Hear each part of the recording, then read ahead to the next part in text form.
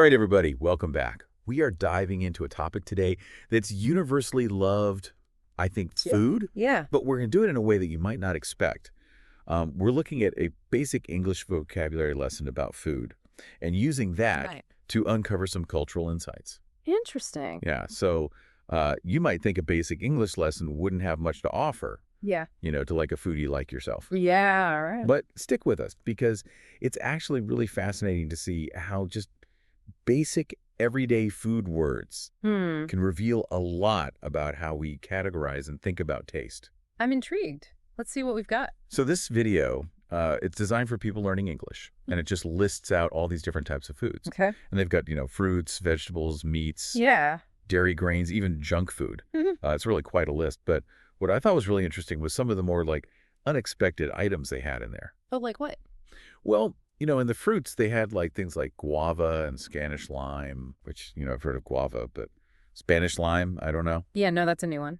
And then vegetables, cassava. Cassava. Now that's interesting. That's something you're familiar with. Yeah, so cassava is actually a really important food staple in many parts of the world, Okay, particularly in like Africa, Asia, and South America. I see. And it's kind of a starchy root vegetable, a little bit like a potato, I guess, in the way it's used. Oh, okay. But what's really interesting about it is that it thrives in climates where like other staple crops like, rice or wheat Right. don't do so well. And so for a lot of people, it's like their main source of carbohydrates. That's pretty amazing. Yeah, it's really fascinating how like just that one ingredient can really shape a whole culture's foodways. Absolutely. It's making me think about how limited my own perspective is. Well, and that's the thing, right? This video is, like you said, it's for English language learners. So Yeah. it's inherently going to reflect a sort of Western perspective on food.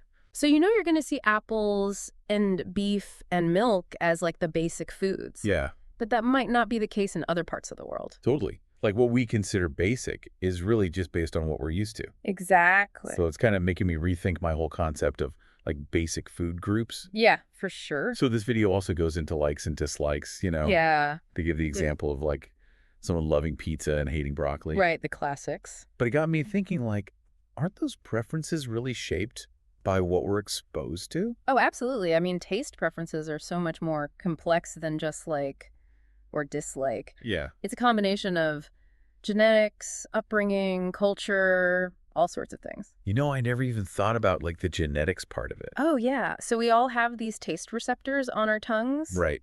but they're not all the same. Like some people might be super sensitive to bitter compounds, Oh. while others, might love those bitter flavors. Yeah. That explains why some people really love dark chocolate and other people just think it's way too intense. Exactly. Interesting. And then, think about culture. Like if you grow up in a culture that eats a lot of spicy food, Yeah. you're probably going to have a higher tolerance for spice That makes sense. than someone who didn't grow up eating those flavors. Yeah, it's like our palates are developing as we go through life. Yeah, exactly. We're constantly learning and adapting. So it's not really as simple as just, I like this and I don't like that. No, not at all. It's so much deeper than Okay, so now this basic English lesson also talks about the 5 basic tastes, Oh, yeah. which are sweet, sour, salty, spicy, and bitter. Right.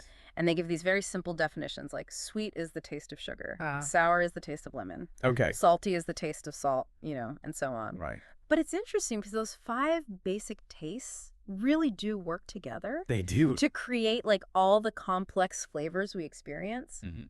Absolutely. It's like they're the building blocks of flavor. Right. And when you combine them in different ways, Yeah. you can create this incredible range of tastes. It's amazing to think that something as simple as combining sweet and sour Yeah. can lead to a tangy barbecue sauce or Right. a refreshing lemonade. Exactly. Or, you add in a little bit of spice Ooh. and suddenly you've got a whole new dimension of flavor. Yeah.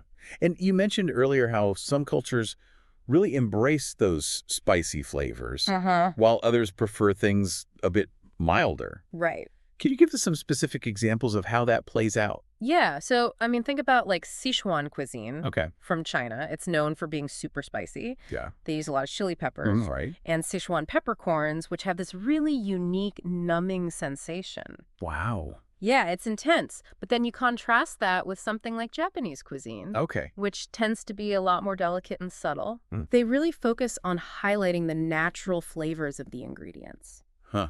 So it's amazing how geography and climate and just the available ingredients Totally. can really shape those cultural preferences. Yeah, it's like this whole fascinating interplay of factors. So we started with this basic English lesson, I know, great. and we've gone on this journey through cultural differences and genetics, and Yeah.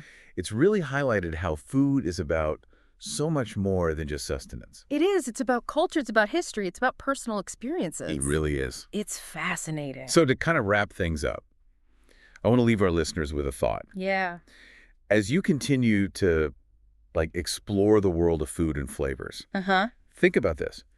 What's a dish that evokes a really strong memory or emotion for you? That's a great question. And what is it about that specific combination of tastes that transports you back? I love that. Whether it's like your grandmother's famous apple pie or, a street food you tried while traveling. Food really has this amazing power to connect us to our past and our emotions. It really does. So we'd love to hear your thoughts on this. Yes. Share your food memories with us on social media, and let's keep this conversation going. Let's do it. Thanks for joining us on this deep dive. See ya. Bye.